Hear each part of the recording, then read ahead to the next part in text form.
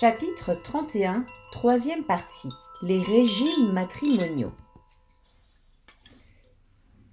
Les régimes matrimoniaux, que l'on trouve aux articles 181 et suivants, définissent le statut juridique des biens des époux. Ce sont les rapports économiques entre les conjoints.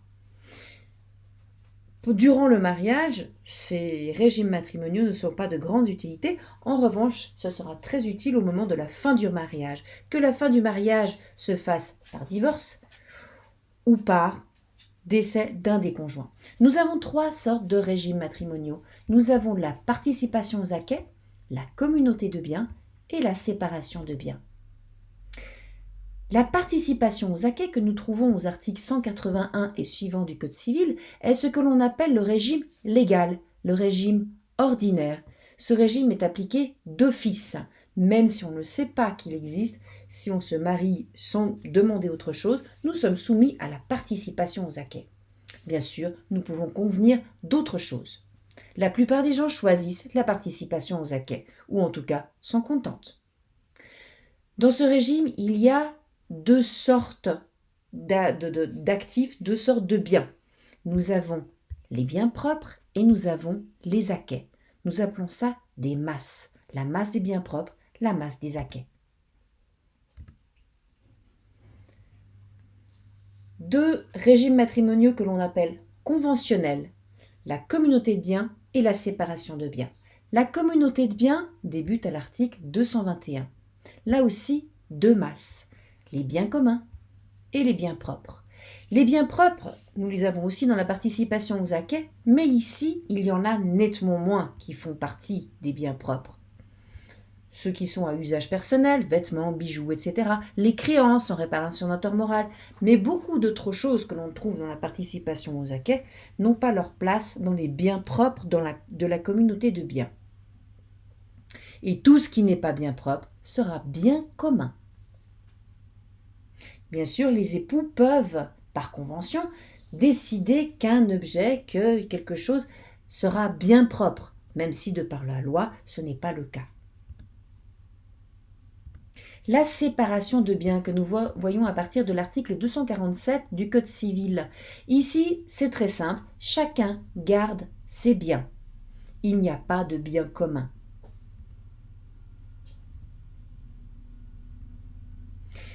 La participation aux acquêts, donc le régime légal, le régime ordinaire. Deux masses, biens propres, acquêts. Voyons ces deux masses. Les biens propres, que nous voyons à l'article 198. Dans cet article 198, nous avons ici la liste de ce qui est des biens propres. Attention, ce ne sont pas des alinéas, ce sont des chiffres. Il n'y a qu'un seul alinéa et 4 chiffres. Voyons ces chiffres. Tout d'abord, les effets d'un époux exclusivement affectés à son usage personnel.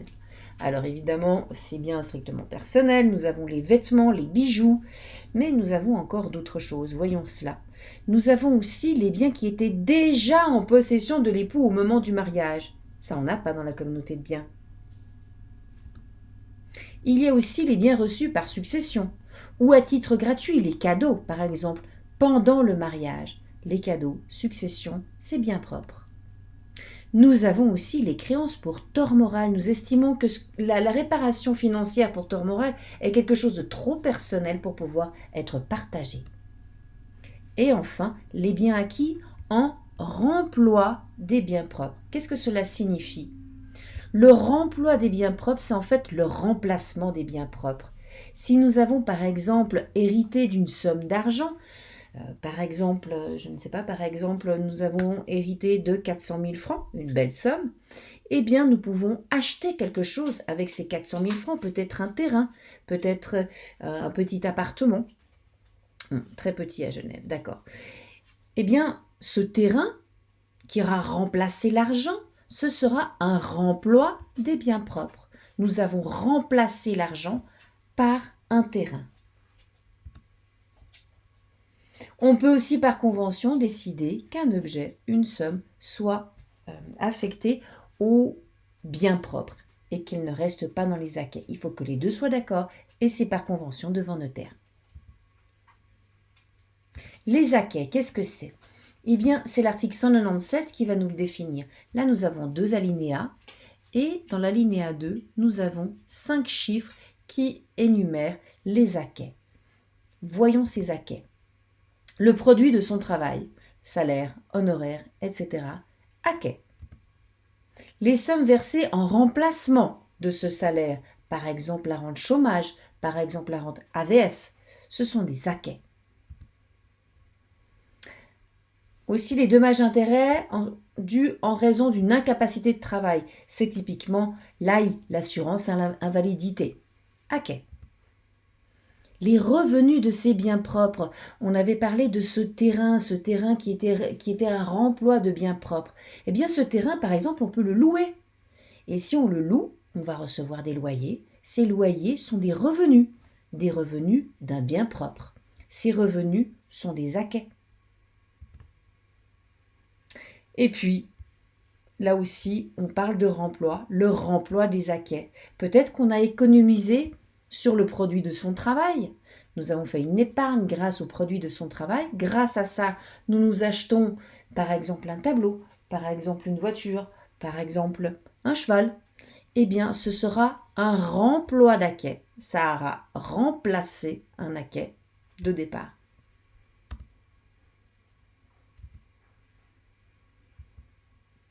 Est-ce que l'on peut changer de régime? Bien sûr. On peut le changer par volonté ou en choisir un autre dès le départ. Pour cela, on va devant notaire. C'est la forme authentique. On peut changer aussi, bien sûr, pendant toute la durée du mariage, si on estime qu'on sera mieux sous la séparation de biens ou la communauté de biens. Changement de régime aussi par la volonté du juge, sous l'article 185, si on estime qu'il y a de justes motifs pour changer de régime pour arriver à la séparation des acquêts. Par exemple, si l'autre conjoint est incapable de discernement, insolvable, qu'il y a un gros problème et que ça peut mettre en péril le patrimoine du couple. Et maintenant, comment liquider, c'est-à-dire rendre liquide, trouver la valeur de chaque bien au moment de la fin du mariage ou au moment de la modification du régime matrimonial? Car oui, il y a 3 raisons de liquider un régime matrimonial. Soit le divorce, soit le décès, soit le changement de régime matrimonial. Le calcul est simple. Chacun garde ses biens propres. Et chacun divise ses acquêts par 2. Pour monsieur, monsieur garde ses biens propres, il a la moitié de ses acquêts, il a la moitié des acquêts de madame. Madame garde ses biens propres, elle a les moitiés des acquêts à elle et la moitié des acquêts de monsieur. Exemple. Nous voyons ici Ulysse et Pénélope. Un palais de 5 millions qu'ils avaient acheté avec leur économie de souverain. D'accord. Pénélope avait un métier à tisser, hérité de ses parents, et un bateau de loisirs qu'elle a acheté avec ses économies. Et les économies, elles viennent d'où? Est-ce que c'est des économies de biens propres? Non, c'est grâce à son métier de tisserande. Ulysse a acheté un bateau qu'il a acheté grâce à l'argent qu'il a gagné lors de son mandat à la guerre de Troie. Alors, le palais, acquêt de 5 millions. Le métier à tisser, bien propre, puisqu'il a été hérité. Donc c'est un bien propre. Le bateau de loisir, acquêt, elle l'a acheté grâce à son salaire. Le bateau, acquêt, il l'a acheté grâce à ses honoraires.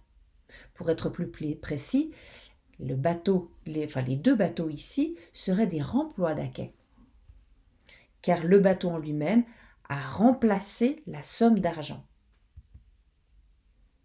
Alors voyons, Pénélope aura la moitié des acquêts d'Ulysse, la moitié de ses acquêts, plus ses biens propres, à hauteur de 300 francs. Ulysse aura la moitié de ses acquêts, la moitié des acquêts de Pénélope, et il se trouve qu'il n'a pas de biens propres. Dans votre support de cours, vous avez cet autre exemple. Par exemple ici, un époux, une épouse, une voiture acquise avant le mariage, donc bien propre. Des effets personnels, ce sont des biens propres. Un cadeau, c'est un bien propre. Du côté de l'épouse, Ici aussi, avant le mariage, on ne cherche pas, c'est bien propre. Effet personnel, bien propre. Héritage, c'est comme un cadeau, bien propre. Les acquets, ici une épargne, ils auraient pu préciser une épargne faite grâce au salaire. Même chose pour madame. Les objets achetés avec les acquets, avec le salaire, ici en fait, ce sera un remploi d'acquets. Même chose pour madame. Et voici le calcul final. Bien propre de monsieur 80 000 francs et la moitié des acquets de monsieur et de madame qui se montent à 125 000 francs pour chacun. 125 000 francs plus 80 000 pour monsieur, 125 000 francs plus 950 000 pour madame. La communauté de biens. Pour la communauté de biens, pour liquider la communauté de biens, il faut voir deux situations. Soit les époux divorcent, soit l'un des époux décède. S'il décède, c'est simple, on partage par deux et c'est tout.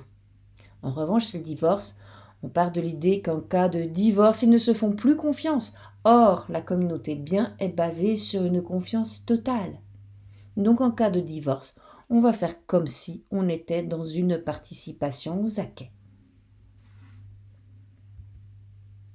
Séparation de biens, c'est encore plus simple. Chaque époux conserve ce qui lui appartient et c'est tout. Évidemment, que pour pouvoir conserver ce qui lui appartient, il faut pouvoir prouver que ça lui appartient. Cette question de preuve est valable pour les autres régimes. Si on veut dire que quelque chose est un bien propre dans la communauté de biens ou dans la participation aux acquets, il faut le prouver.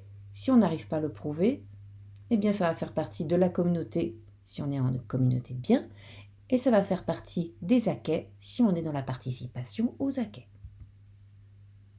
Un site internet que je peux vous conseiller, ch.ch. Avec cette extension-là, vous tombez sur l'explication des régimes matrimoniaux. Et c'est tout pour aujourd'hui.